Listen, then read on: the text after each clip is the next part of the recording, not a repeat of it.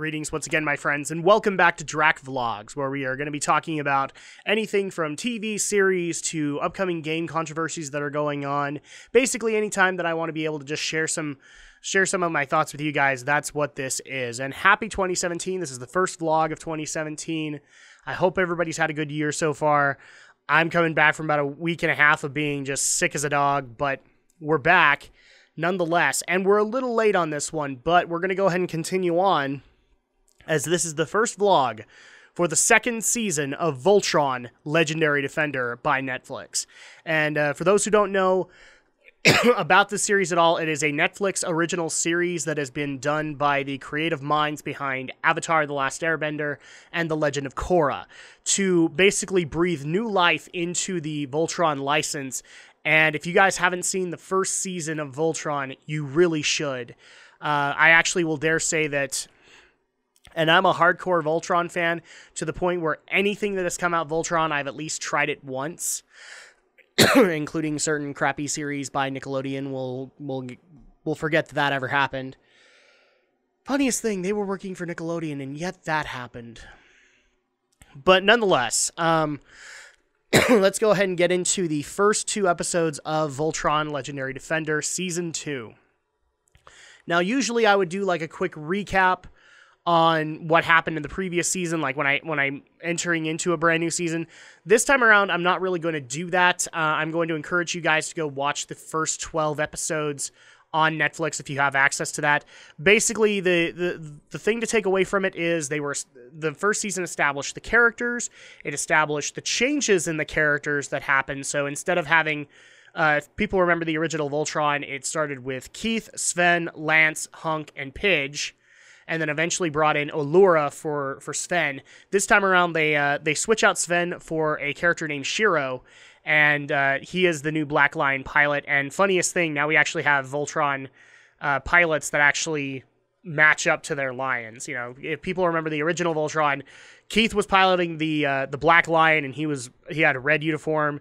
Lance piloted the Red Lion, and he wore a blue uniform. It was nuts. This time around, though, they decided to keep things in proper color. Allura plays more of a side role in the fact that she's kind of still the governing body and the main protection of the Lions of Voltron. Like, they do need to protect Allura because she is the last of the heiress royal family. So, basically, Season 1 establishes these characters, establishes the stakes that are going on between the Voltron Paladins. That's the other thing too. Instead of just being the Voltron Force, they're Voltron Paladins. And setting up the stakes between them and the Empire led by Zarkon. Where Season 1 basically leaves off is they come into contact with Zarkon's fleet, are heavily outnumbered, and actually trying to make an escape after rescuing, I believe it was Shiro that had been captured.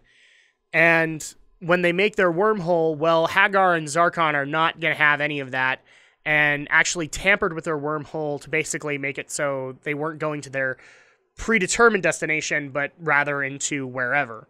So that's where our first episode opens up, is them in a very hostile wormhole, as well as being able to see not only the castle be in this hostile wormhole, but being able to see all of the Voltron Paladins out when they were either just barely getting into the castle or out still getting caught up in their own little wormholes to go to separate planets. And so this one in particular starts up with Keith and Shiro ending up on a hostile world, and Pidge ending up on kind of like a junk nebula, kind of like the junk planet from Transformers kind of thing. And we don't really deal with Hunk and Lance in the first episode, but Allura and Koran are dealing with this nasty wormhole is actually like leading into nothingness and then basically into a time loop that is not affecting Allura, but it is affecting Koran in the fact that it does like de-age him a few years every time. So you have the conflict of Shiro's injured from the battle, trying to get him out, and Keith is trying to find Shiro. Pidge is trying to figure out a way to get in contact with the castle, and Allura and Koran are trying to figure out how, or at least Allura is trying to figure out how to stop Koran from aging because of this black hole. And it's actually really good stakes to be able to set up, because not only do we have the two pilots, or the two paladins, that didn't really agree with each other, Keith and Shiro, actually trying to get along. They're trying to save each other on this hostile world.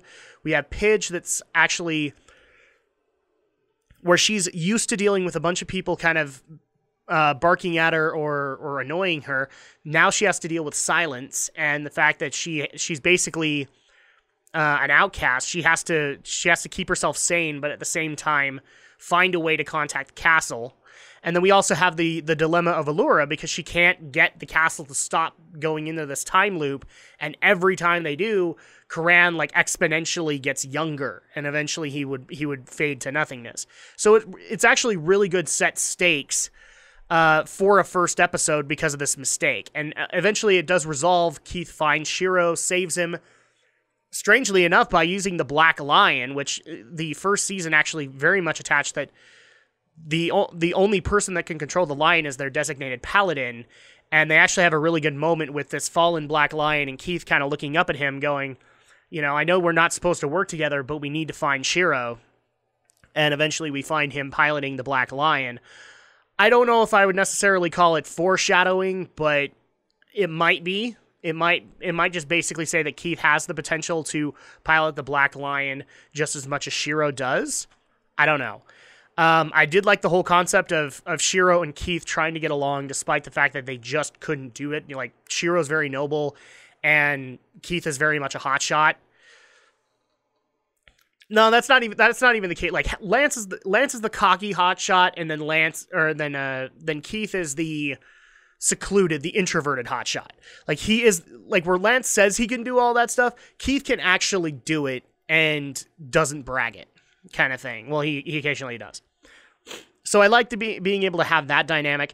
I also did like the whole concept of Allura trying to figure out every time that she's trying to find a way to get out of the wormhole. She's trying to manually lock onto a random planet or try and locate the lions, kind of thing, just to stop this. And every time she does, Karan just gets younger and younger and younger.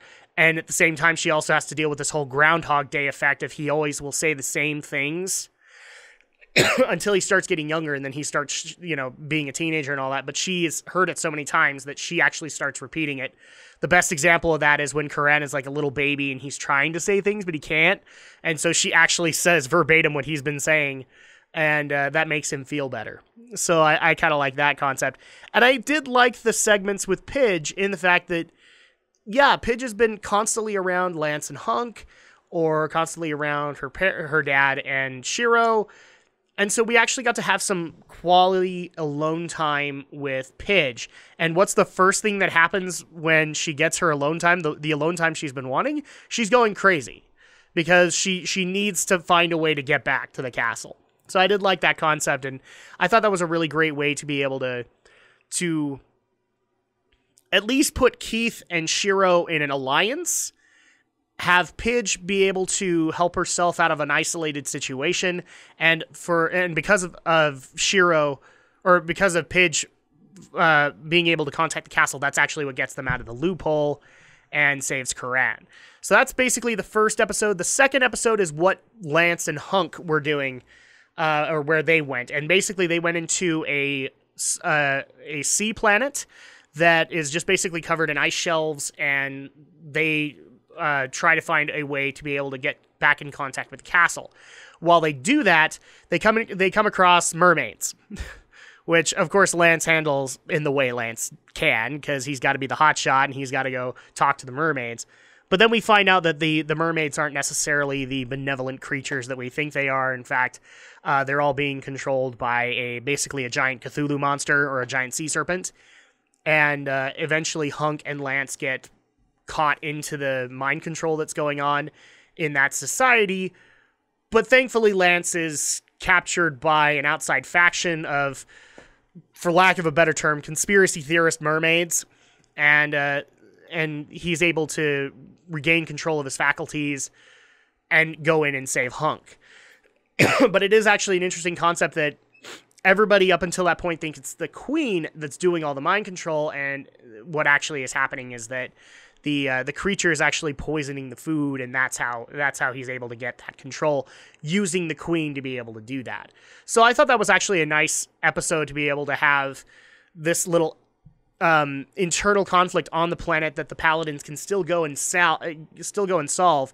And as a reward, we actually find out that this civilization has an energy beacon that eventually Pidge can find and the castle can lock onto. So it's actually kind of a nice little way to go back to what Voltron was in the beginning, where they were going off and trying to save planets, but at the same time acknowledging the dilemma that was happening. Like, they still needed to get in contact with the castle. They still needed to know that the other paladins were safe.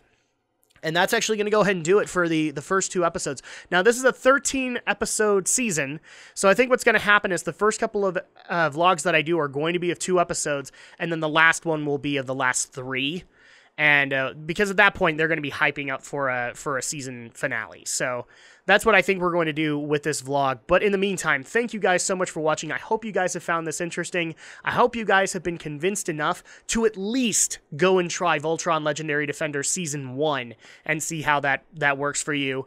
But until next time, I am Drak, and I will see you guys for the next video.